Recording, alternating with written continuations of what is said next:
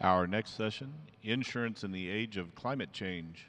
Please welcome to the stage our moderator, Senior Content Marketing Consultant, FM, Brian Amaral, Head of Financial Technologies, Altana.ai, Mike Smith, Research Director for Climate Risk and Resilience, FM, Dr. Angelika Werner, and Renewable Energy Market Lead, FM, Michael Perron.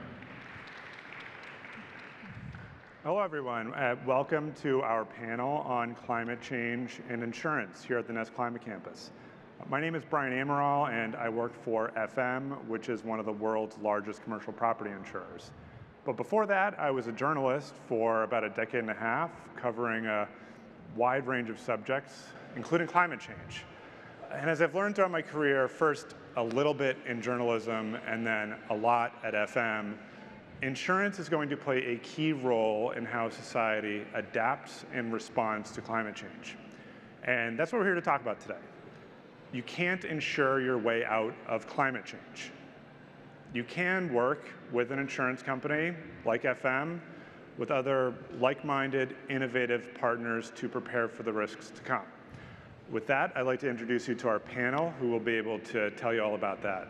They're some of the brightest minds in their respective fields. They really see things others don't. I'm delighted to moderate this conversation today with them. First, Dr. Angelika Werner is Research Area Director for Climate Risk and Resilience at FM. She's also a climate scientist, an expert in tropical cyclones, statistical modeling, among other subjects. Michael Perron, at the end, is Renewable Energy Market Lead at FM's Renewable Energy Unit, which just launched earlier this year. To tackle some of the challenges in the renewable energy space, we're going to get into that today. And Mike Smith is Head of Financial Services Technology at Altana. The company is based right here in New York, over in Brooklyn. They're working to map global supply chains and understand the risks to those supply chains, including from climate change. Let's get right into it. I want to start with a sort of foundational question for our discussion today. The business leaders that you three are talking to, are they telling you that they feel prepared or unprepared for the risk of climate change? I want to start with you on that one, Angelika. Start with me, okay. No, so, Angelika, sorry. Angelika, sorry. So yeah, I would say, for the risks today, in particular when we talk to our clients, you can see there's a generally well-preparedness for the risks that are out there today. We keep a close communication on what are the levels of flood risk, wind risk that would have been experienced at a single site. Saying that, there's so much change and so much communication about change that in a survey we have done through our 300 business leaders, CEOs, CFOs of companies, there's clearly the message 70% don't really feel that well prepared for what's out there. It's a big number. Wow. So I think that's why we're here. That's why we want to actually get into close communication, understand better what's actually out there for all of us. Michael, from the renewables perspective? Sure, so one area that I think is interesting is that insurance policies are only annual policies. Warren Buffett would say that he's not concerned about climate change for insurance policies for Berkshire because they're annual policies and they can adjust each year, which is true, but the projects are built now for many years. And the financing, and many of these projects are financed for many years as well. So that's a challenge that isn't really being addressed well for the project owners. We try to work with our partners so that we are going to help them design their projects, not just for the next year, but for the life of their projects so that they're resilient assets throughout. Mike, from the supply chain perspective, what are folks telling you about their level of preparation?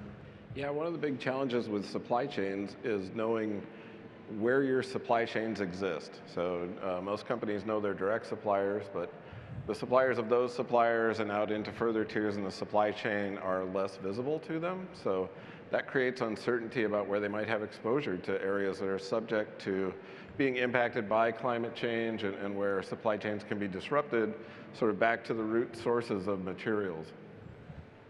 I want to sort of level set here. You know, we all know the climate is changing. We all know why.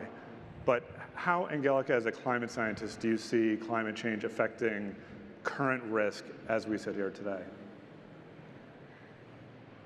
It's a very differentiated question because it very much differs which peril and which region we're looking at.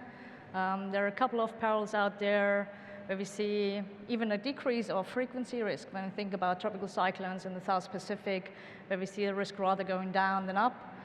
In other areas, I think in particular when we look into Southeast Asia, climate change is already a reality in terms of magnitude of flood losses and flood impacts to both societies and companies that is really tremendous and can't be argued anymore.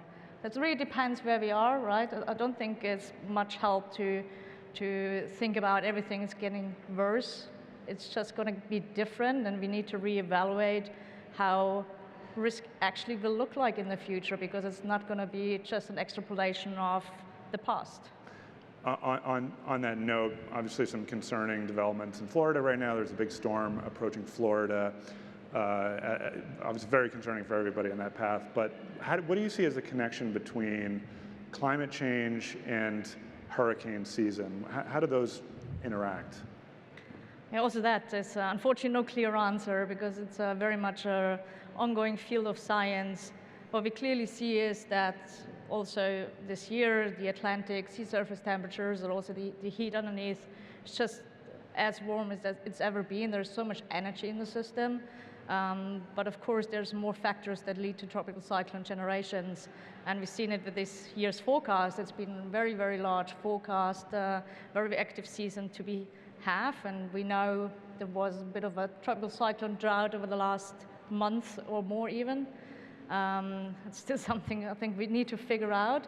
But we clearly see once those systems develop, as now Hurricane Helene that is approaching the Florida coast, is that the storms get really large. I think also Helene is one of the largest tropical cyclones we see making landfall. And to be seen what's the impact. There's a very large storm surge warning out. And I think something to keep watching.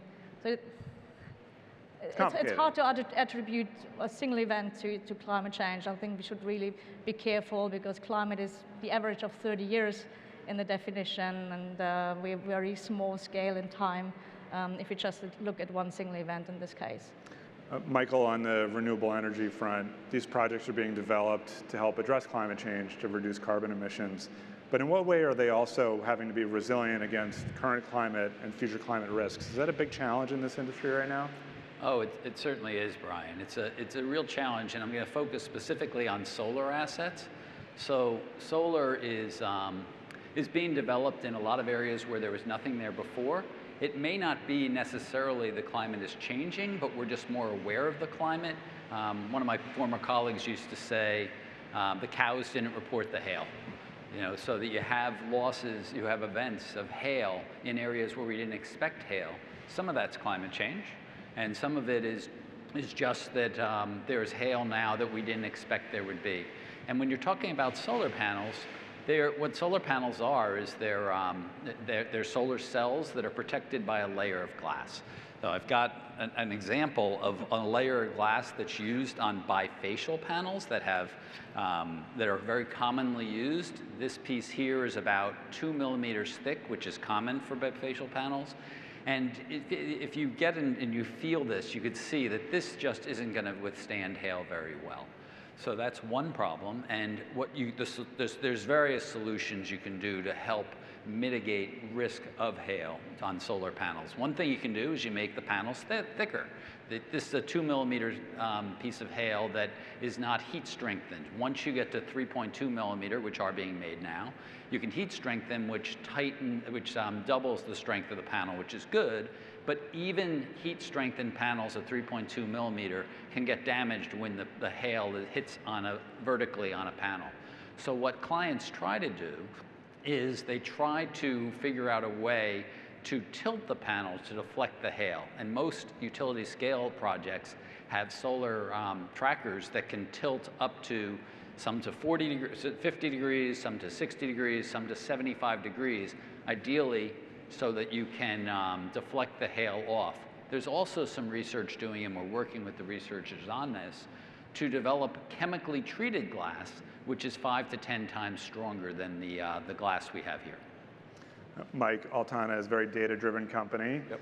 What are you seeing in the data about communities and industries that could be particularly vulnerable to climate change? Yeah, so Altana has built a dynamic map of the global supply chain. We use AI to analyze hundreds of different data sources. We work at the level of shipment records to understand how physical goods are moving around the globe. And from that, we can construct a map and understand where do we see key sources of certain materials, for example. Because we're constantly observing the flow of goods, we have a dynamic picture. So as supply chains change, we get a sense for how patterns of goods moving across the globe have changed, how different suppliers are in play. When you think about things like renewables, you have new suppliers coming online to provide those things. And so what we've seen in the world of globalization is concentration of manufacturing in certain areas of the globe. So think Southeast Asia for apparel, for example. We know that climate activity is getting more volatile in that region, so we see potential risk there. We just saw storms in Central Europe where there is a lot of manufacturing that feeds into the automotive industry and to other machinery development. We know that there were aluminum producers affected by flooding in those areas. We saw that Porsche announced, I think 2 or 3 weeks ago, that they would have a shortfall in their build-out of vehicle inventory as a result of that flooding impacting their ability to get aluminum supplies. And the following day, their stock price dropped by almost 8%. So that gives some real quantification of the potential impact that some of these climate effects can have on a business, and provide some framing for how a business can think about return on investment to trying to protect against that. There's also, you mentioned globalization, maritime trade. There's also some instances where there have been concerns about droughts, for example, river levels. Is that another way that climate can impact supply chains? Yeah, water levels on the Rhine have been in the news, I think, the past 3 or 4 years, I think.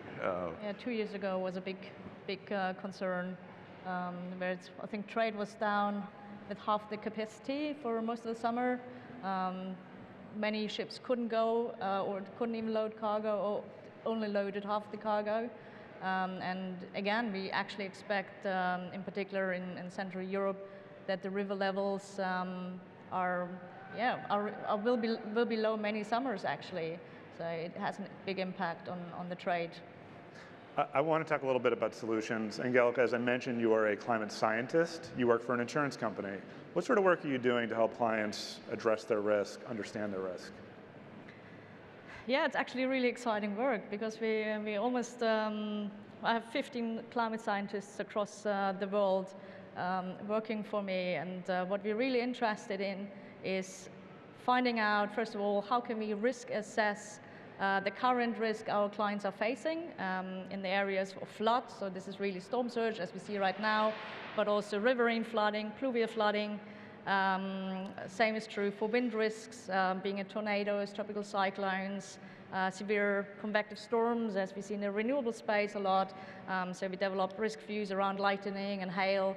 And now the temperature risks are really on the rise. So what is the impacts of heat waves on businesses, on data centers, on some other really heat-sensitive industries. Wildfire is a big topic for us as well, of course. So it's really extending, and what we try to do is making sure we still enable FM to have a same set of database to give similar type of advice to our clients when we actually ask them to insure 100-year risk, that it doesn't look completely different in method how we actually get to a decision in Asia versus in Europe versus in US. At the same time, how can we give the clients actually a sense on what's happening in the future? Let me just jump in on that. Some of the fine work that Angelika and her team are doing is what helps us in our group inform our clients on which solar panels they should use for a given area. We've developed these, or you've developed these maps that show what what kind of energy. Do you want to talk about that a little bit? Sure, can do. So FM is about to launch an update to our global hail maps next year. And what we've really been interested in is not only look at the hailstone size, what many industries do, but of course, in particular for solar panels, but also roofing types, the impact is much more driven through kinetic energy. So it is really so high dependency on the wind speeds and on the general speed the hailstone is developing towards a trajectory on the Earth. But then what is the size? We usually, the shape would have had an impact as well, but we actually do some assumption that it is a spherical impact. But then, as also Michael has alluded, it's really also important to understand what's the impact of a different angle on the kinetic energy that is felt on the surface we're interested in. So a lot of testing is actually going on. So we not only employ researchers on the computer side, we do a lot of testing on the ground as well. And our researchers, I don't know how many solar panels have been tested over the last couple of months. Tested? What do you mean by tested? Like we have a hail cannon. Okay. So unfortunately, it's not as it was in my head before I knew that it is a literal cannon and you shoot the hailstones on things. It's a little bit more boring than that because it's dangerous to stand next to it. So it is a box and shed off from the people surrounding it, so it's all safe. And basically you load a standard-sized ice ball about that size, so it's like an inch, and it's or larger. Yeah, or we larger. have some that are larger too, because a lot of the tests are done on small hail, and there's bigger hail in the field. There's a fridge full of hail balls, basically. When we put them out, put them in, load them up in a hydrodynamic gun, and then it's really shot in the box on different surfaces, being the roofing types or solar panels, to test the impact and also test how well different manufacturers actually been able to produce resistant materials. So there's a lot of work going into this type of testing as well. Yeah, and that's a really important point about the wind, because I think a lot of the studies for solar panel focus just on the size of the hail, and it's a very dense hail we use when it's an ice ball compared to what's in the field. But the wind impacts the kinetic energy. You can have 1.5 inch hail that's in the field with a heavy wind behind it that's stronger than a 2 or 2.5 inch wind, and that's something we're really looking at as well. Mike, can you talk a little bit more about what Altana is doing? You mentioned AI, machine learning. What do you mean specifically by that? How is machine learning helping with mapping the global supply chain? Yeah, so I'd mentioned that the shipment is sort of our atomic unit in building this map. Like a shipment, like a box, not a ship. A box of something, right? And so that box is labeled with who sent it and who it's going to and what's in the box. And it may be labeled in whatever language it originated in, the country that shipped it. It may use abbreviations for certain things. It may have certain codes on it. And so there's a lot of work that we do with natural language processing to try and decipher what was actually written on that box, what was inside of that thing. And then I'd also mention that we work with hundreds of different data sources. We can find the same representation of shipments in different data sources, for example, but they're represented different ways. So there is a challenge that AI is well suited for to determine that, okay, the location that sent this particular box is the same as this location being reported by a different data source, sending a box that maybe looks a little bit different, similarly on the receiving end. So we're kind of reconciling these places around the world and understanding how goods are moving between them. And that takes a lot of computational power that AI helps with. Yep, there's a lot of computation behind that. And Angelika, you're also involved in AI, machine learning. How is that helping in your field? It's, I think we probably used machine learning and AI way before it was called that way. I think it's more sophisticated statistics, but we have two areas where machine learning is really getting to be a real differentiator. And so one area we start to be heavy users of machine learning techniques is actually to supplement observational data. So just remaining on hail for a moment, because it's, I think, something everyone can relate to. we haven't been systematically collecting hail observations for a very long time. People haven't been really aware of. So there are many, in historic data, there's just so much gaps in there, temporal, but also spatial. So when we can actually train observations on surrounding environments to understand what's actually been the condition when there was heavy, like very strong hail happening, was there obviously very unstable atmosphere, was there certain temperature patterns, humidity patterns.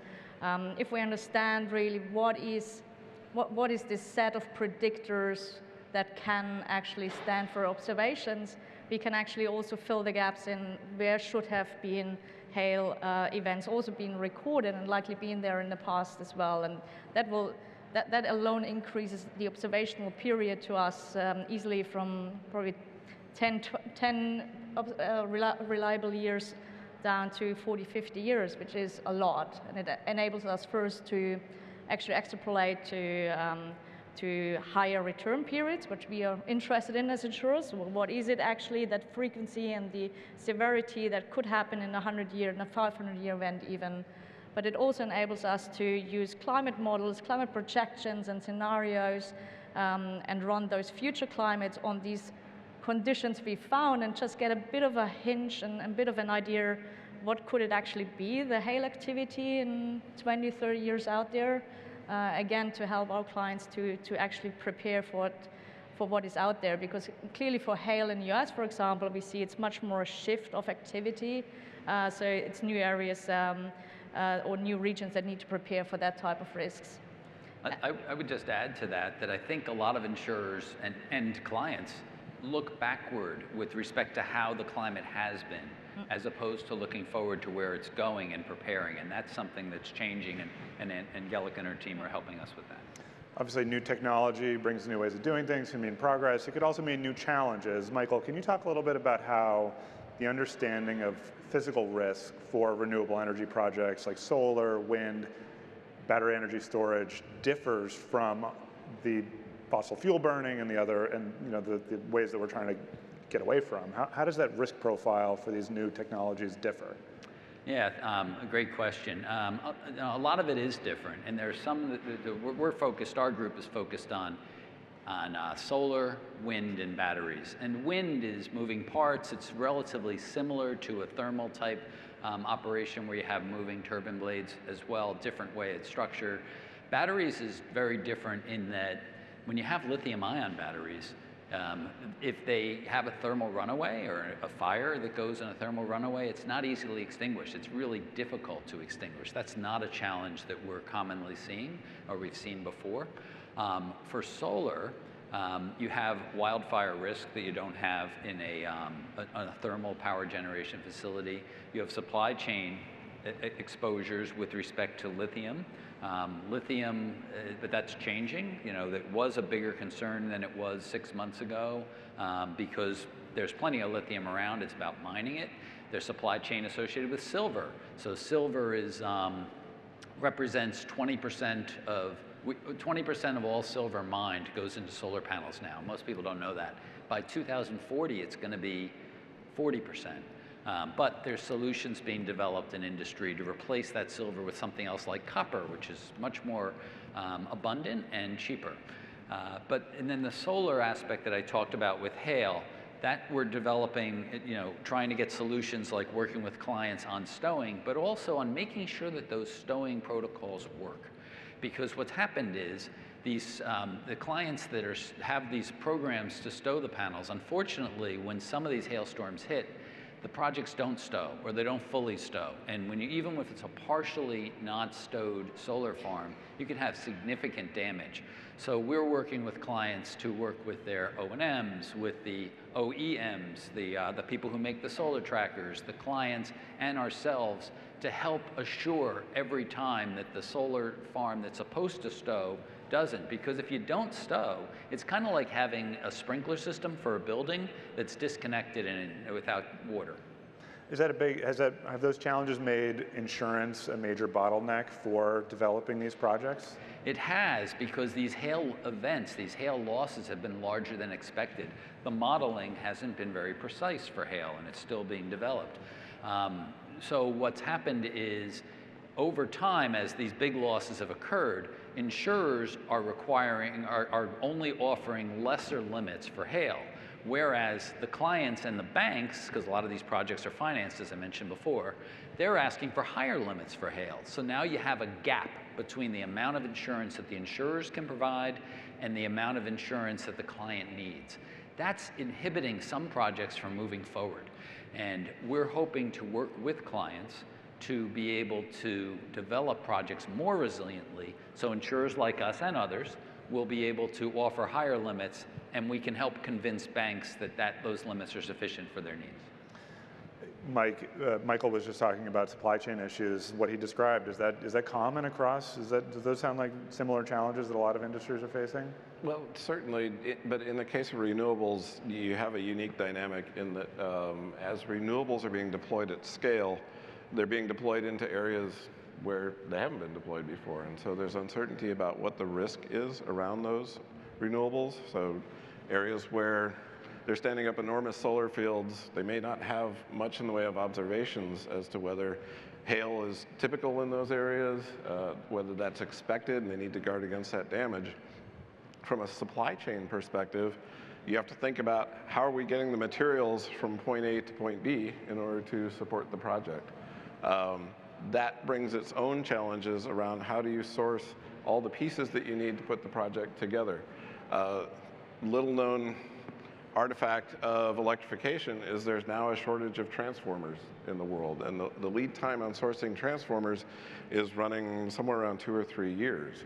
And part of that is an artifact of consolidation in the industry, so you've got more centralized production of transformers, but it's also an artifact of some of these other aspects of climate change that we've been talking about. So heavy storm activity, wildfires, those things can take out infrastructure that then needs to be replaced. So now you have competing demands for things like transformers. Further, the technology behind transformers is shifting such that the steel that was used to produce them for decades has been shown to produce more leakage of the current running through the transformer, so they're less efficient, basically. And there's a drive to switch to a more efficient steel, but that steel's a little bit more cumbersome to work with, so again, you're standing up new supplier networks to enable that, having to do new automation and changing in the way people have worked historically in order to meet the demand. One quick additional point, and it's a great point on the transformers. I think most insurers know that. But what's not as well known is it's not just the transformers, but smaller electrical equipment too. Capacitors all have long lead times. Some clients are buying up, they're not expensive equipment, they're buying up long-term supplies of this, so they have their own spares on site, which they didn't before because it was always easy to get. You know, I think when people think of climate change and insurance, the first thing they might think of is instances in climate vulnerable places where insurers are leaving. Angelika, I want to ask you as a climate scientist, how is FM trying to approach that question and try to see that differently? Yeah, I know it's a big question out in the audience, and it's on everyone's mind. Our take is really assets need to be insurable. We can't, as an insurance industry, we can't just duck away from those risks. Now, that means we still need to help our clients to actually understand what's out there for them and how to best prevent losses. So I think it's a lot in the coming years to work together to just see where industry sites can't be relocated, and in many instances it can't. How can we make the site sustainable for the flood heights, the type of winds that will be experienced. So it won't go without any premium increases in very high hazardous areas, but at the same time, with the right prevention metrics in place, this can be really counterbalanced. So this is where we're taking it for sure, saying that if businesses look into expansion, it's also about really considering and stay away from areas that are heavily exposed or will be seeing this high increase of change, being at whatever peril it is. So really understanding what is the risk and what's the changes in those new development areas will be critical. You mentioned recommendations. how are those recommendations developed, and how do you try to encourage clients to take those up? Well, I guess that's a part really what's unique about FM. It often feels more like an engineering company than really an insurer.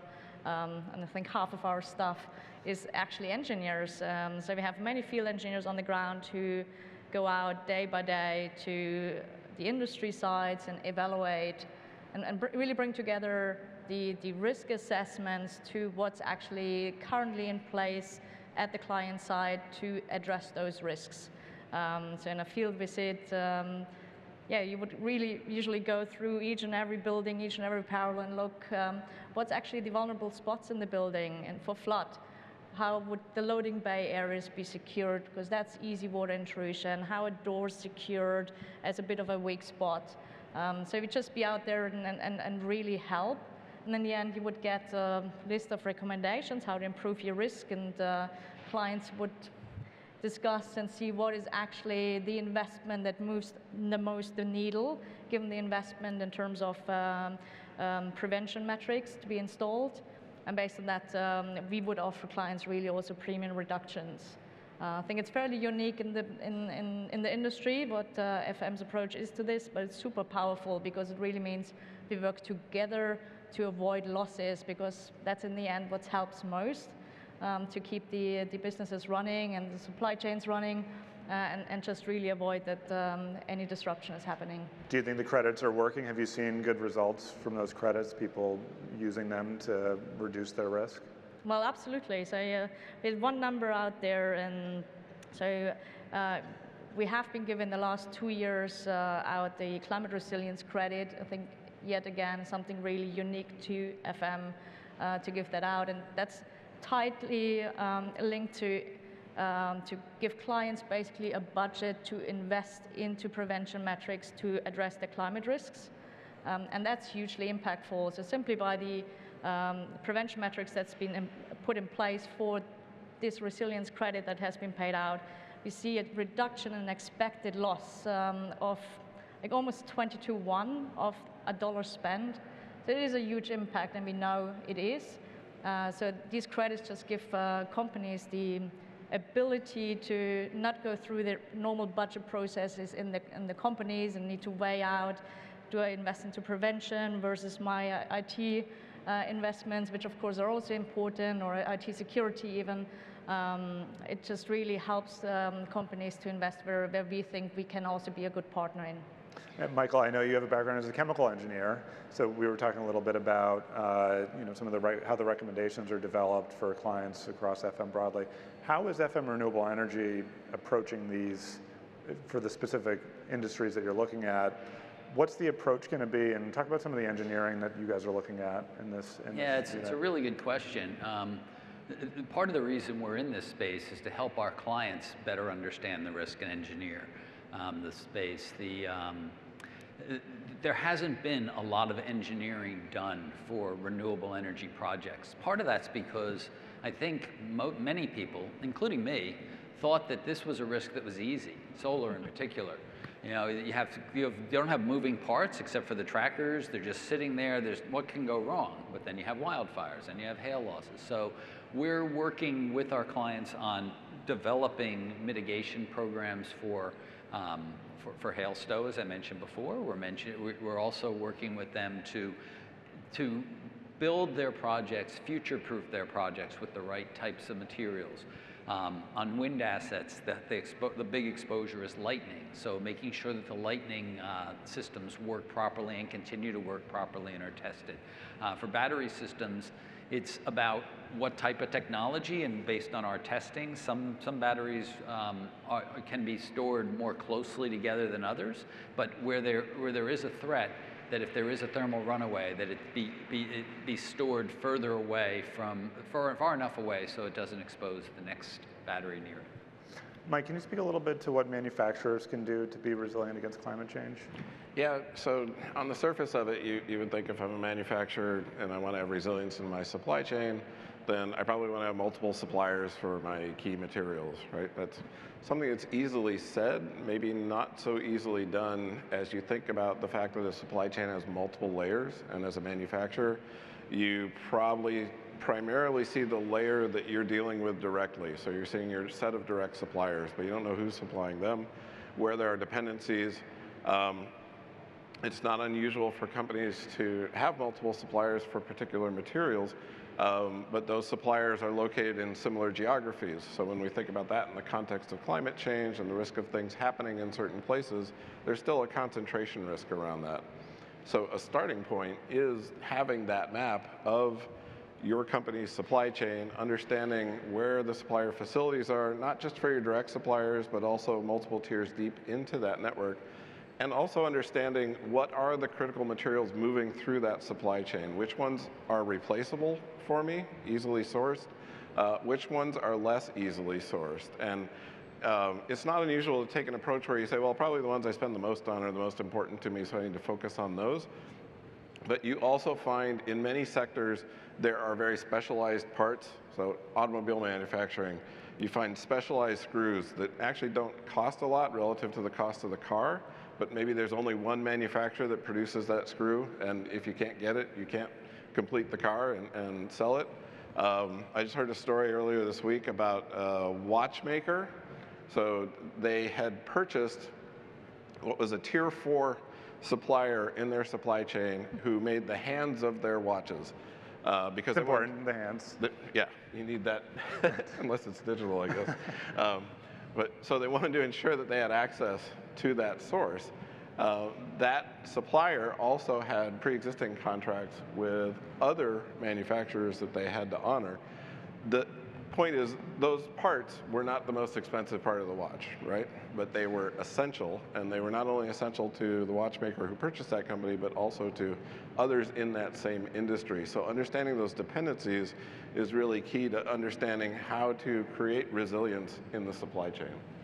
It's such an important point to have resilience to climate and resilience to supply chain. We had, to Mike's point, I worked with a client years ago that had made printers, and they had a diode that was not a first-tier supplier, it was a second-tier supplier, but the Fukushima hit, and they had the earthquake damaged the supplier of this diode.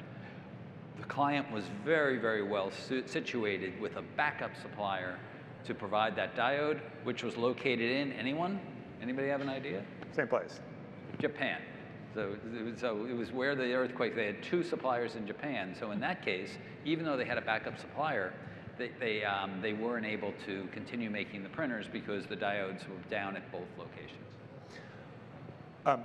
You know, COVID obviously made supply chains a bigger issue. Is climate change the next thing that's going to make that an issue at the forefront of our economy? I think we're seeing that already. We're seeing it in some of the examples we talked about here. COVID created a more discrete shock to supply chains. It was a rather sort of sudden onset that distorted demand for certain products, and so I think we're still working out some of the after effects of that.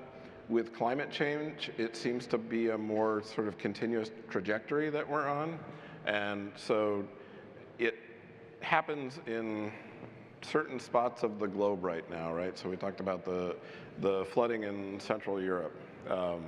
You can, almost any 3-week period, you'll see some sort of weather activity that's causing a disruption in the flow of goods around the world.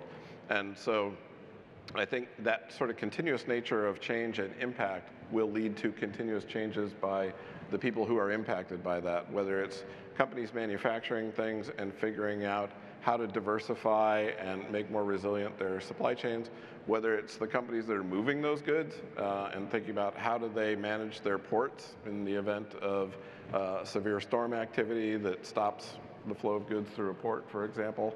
So I think it'll be a more long-running process with climate change. I think one thing, I know we're running out of time, but one thing that is important also as we move towards a much more data-driven economy, and the data and the warnings are out there more and more for those catastrophes. I think it's really critical also to understand how can we actually embed those warnings into business decision processes on a much shorter time scale to, again, prevent those losses, because in particular now in Central Europe, it's one of the big learnings. The warnings were out 5 days before the rain has started.